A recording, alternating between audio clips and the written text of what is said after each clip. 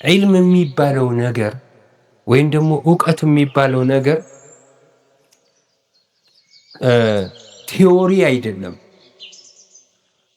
ግልጽ ነው አይደል? ለምሳሌ ለእናንተ በሚገባና በግልጽ በሆነ ቋንቋ ልንገራችሁ።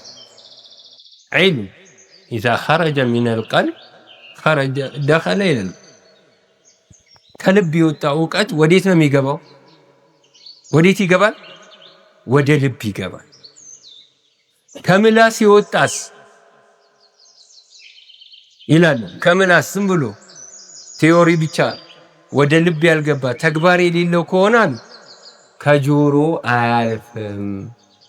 ግልጽ ነው አይደል? ስለዚህ አሁን ዒልምን ስንማር ወደ መስጂድ ስንመጣ እዚህ መድረክ ላይም ሊሆን ይችላል፣ ኪታብ የሚያስቀሩን ሊሆን ይችላል። ስንቀማመጥ እነሱን ምናየው ነገር አለ። ዓሊሙን ታየዋለ፣ ሸኽስያው፣ ቁመናው፣ ምኑ፣ አለባበሱ፣ ሁኔታውን ስታይ ያ ነገር በአንተ ላይ ተጽዕኖ የለውም አለ? የለውም አለ? በጣም ይኖረዋል እንጂ ያ ሰው ዒባዳ እንደሚሰራ የምታውቅ ከሆነ እንደሚሰግድ፣ እንደሚጾም፣ ሌይል እንደሚሰግድ ስታይ ያ ነገር በአንተ ላይ ምን አለው? ምን አለ? ተጽዕኖዋል።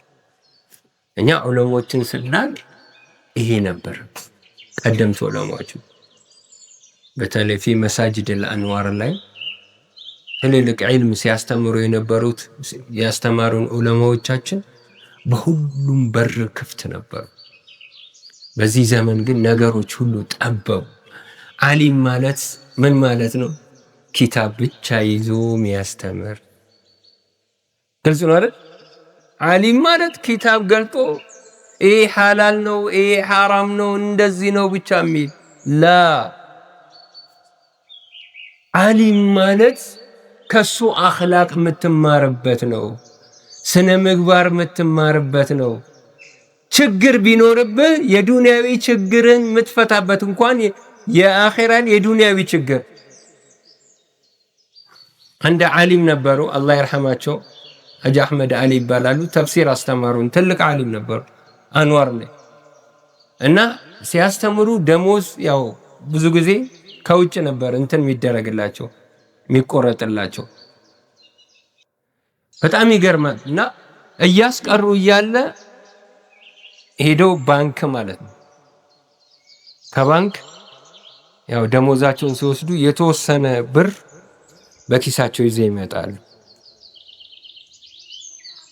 ከዛ በኋላ ሰው መጥቶ ይለምናል።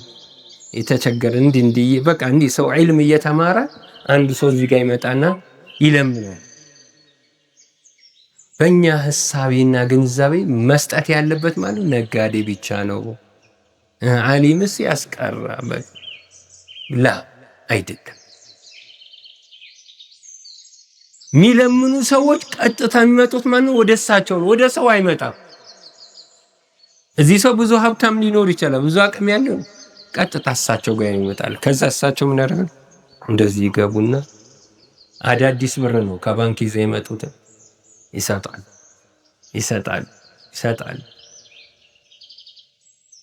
ሱብሓነላህ።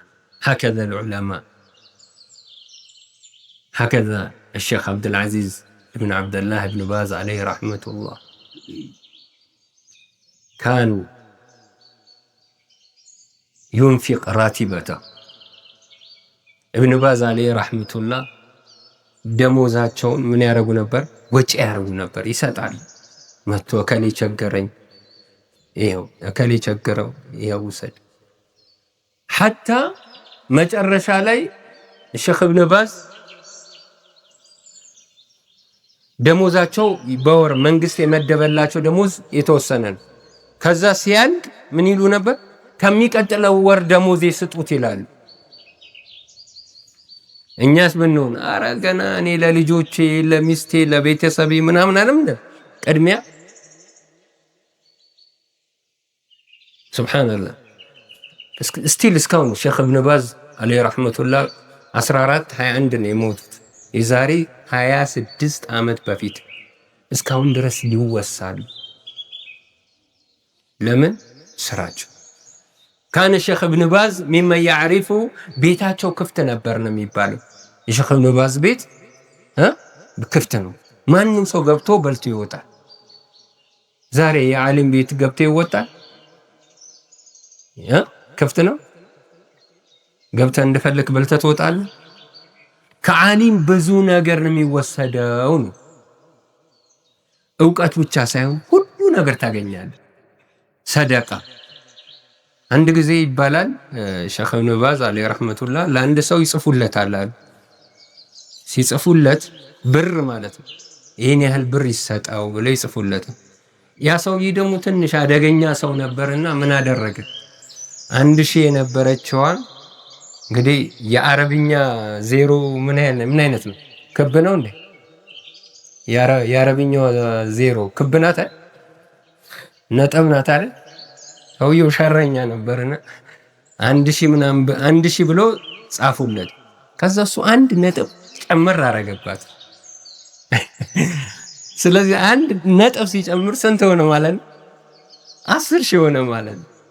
ሁለት ነጥብ ቢያረግ ስንት ነው? 100,000 ሊሆን። ከዛ እሳቸው ከጻፉለት ነጥብ ጨምሮ ይሰጣል፣ ሄዶ ይሰጣል እዛ። ከዛ ሲያዩት ይሄ ነገር ጨማሪ ያለ። ከዛ ወዲያው ለሳቸው ተደወለላቸው። ለሆነ ሰው እንደዚህ ጽፋችሁ ነበር፣ የጻፋችሁለት ይሄ ነው፣ እሱ ደግሞ ጨምሯል። ይከልከል ነው ጥያቄ ማለት እንዳይሰጠው። ይሄ አጭበርባሪ ሌባ ነው። الشيخ ابن باز عليه رحمة الله ماذا قال؟ ምን አሉ? ይህ ሰውዬ እኮ አሉ ነጥብ የጨመረው ቸግሮት ሊሆን ይችላል፣ ስጡታል። ይቸግረው ነው እንደዚህ ያደረገው። ባይቸግረው ኖሮ እንደዚህ አይነት ነገር ውስጥ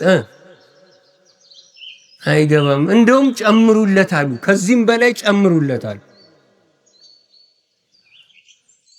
هكذا العلماء እና ምንድነው ዑለማዎች ዘንድ የነበረው የቀደምት ዑለማዎች ዘንድ የነበረው ነገር ይሄ ነው። ስለዚህ ዓሊሞች ጋር ስትመጣ ዕውቀት ብቻ አይደለም የምታየው፣ ታያቸዋለህ። ስነ ምግባራቸውን፣ መረጋጋታቸውን፣ ተቅዋቸውን፣ ወራአቸውን ታያለህ። ዛሬ ግን እኛ ሞዴል የምናደርገው ነገር ጠፍቶብናል። ምናየው ሰው ጠፍቶብናል ነው አይደል? ለምሳሌ ሁሉ ጊዜ ከሞባይል ጋር የሆነ ሰው ማንን ነው ሞዴል የሚያደርገው? ቁድዋ አርአያ ሊያደርገው የሚችለው ሰው አለ? የለም። ስለዚህ አደራ ዓሊሞች መህማ ካን ግልጽ ነው አይደል? ካሉ ቀረብ ብለን እንማር፣ ተለቂ እንውሰድ። ኢነመል ዒልሙ ምንድነው? ቢተለቂ። ይህንን ነገር አንርሰው እና ብዙ ፈዳኢል አሉ። እዚህ በተቻለ መጠን ቻሌንጅ እናድርግ። ዒልም ላይ ዒልምን ለመፈለግ ሸሪዓ እውቀቶችን ለመፈለግ ላይ በተቻለ መጠን ቻሌንጅ እናድርግ። ያንን ለማስታወስ ያህል ነው። ፈኢን አሰብቱ ፈሚን አላህ ኢንሻአላህ ወኢን አኽጠእቱ ፈሚኒ ወሚነ ሸይጣን ወላሁ ወረሱሉሁ በሪአን